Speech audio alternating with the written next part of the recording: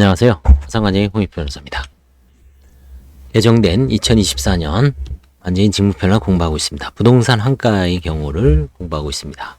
임의한가하고 별채권부 부동산의 한가. 이번엔 체납 처분이 되어 있는 게 어떻게 할 것인가. 세금이 체납돼서 이제 압류된 경우죠.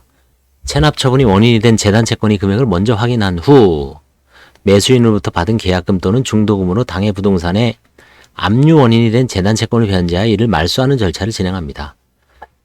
그러니까 결국 매도 금액보다 매매 차액보다 세금이 더 많으면 안 되죠. 세금이 좀 적어야 됩니다. 이미 매각이 여의치 않으면 압류한 세무서에 공매를 요청하는 공문을 발송하여 공매 절차를 진행하도록 하고요. 공매 절차는 이제 한국에서는 캠코, 한국자산관리공사가 대행을 하죠.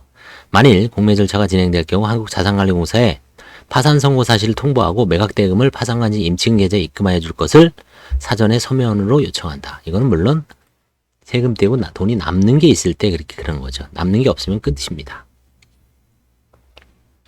그 다음에 임차인이 있는 건물의 경우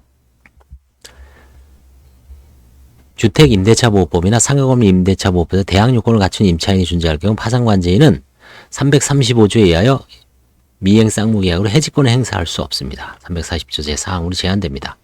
임대인이 파산한 경우에 임차인과의 사이에는 계약 해지가 인정되지 아니하므로 파산관제인은 주택 등 양수인에게 임대인의 지위를 승계함을 고지해야 됩니다. 매각 절차의 신속한 진행을 위해서는 임대차 계약을 합의 해지하고 보증금 상당액을 퇴거 비용으로 지급하는 취지의 하해 계약을 체결하여 퇴거 비용을 재단 채권으로 지급하는 방안도 적극적으로 고려할 필요가 있다. 최근에 임대인이 갭 투자를 하다가 파산한 경우가 많죠. 그런 경우에 이제 대표적인 게 합의해지는 게 이제 한국주택도시공사의 어떤 보증금을 빨리 받게 해주려고 합의해지하는 경우가 있습니다. 비슷한 취지죠. 만약 임차보증보다 부동산 시세가 낮을 경우 이게 역전세난으로 깡통이 되는 경우가 있죠. 우선 변제권인 임차인에게 먼저 매수 의사를 타진해보고 누차 얘기했죠. 임차인이 응하지 않는 경우가 많습니다. 한가를 포기를 고려합니다. 이런 경우에는 임차인도 여기서 빠져나갈 수가 없죠. 본인이 나중에 한가 포기한 후에 채무자가 면책한 후에 본인 스스로 경매를 넣든지 해야 됩니다. 대법원 2017년 1월 12일 선고 2014-32014 판결은 임대인에 대한 개인회생 절차의 진행 중에 임차주택이 한가가 이루어지지 않아 주택임차인이 한가대금에서 임대차 보증금 반환 채권을 변제받지 못한 채 임대인에 대한 면책 결정이 확정되어 개인회생 절차가 종료되었더라도 특별한 사정이 없는 한 주택임차인이 임대차 보증금 반환 채권 중 구 개인회생 채무자법 46조 1항에 인정된 우선채권의 한도 내에서는 같은 법 84조 2항 단수일에 따라 면책이 되지 않는 개인회생 채권자 목록에 기재되지 않은 청구권에 해당하여 면책 결정 효력이 미치지 않는다라고 판시하고 있습니다.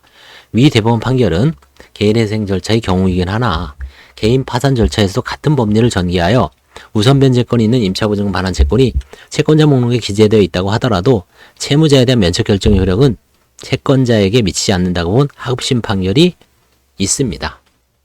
지금 대법원 아직 판결은 안 나왔지만 이렇게 나올 것 같습니다.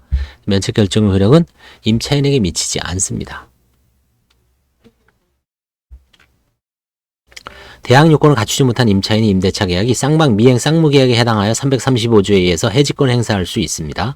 임차인은 우선 변제권이 없는 파산 채권자의 지위에 있고 주택 등 양수인이 임대인의 지위를 승계하는 것도 아니므로 그 내용을 임차인에게 서면으로 통지하고 있습니다.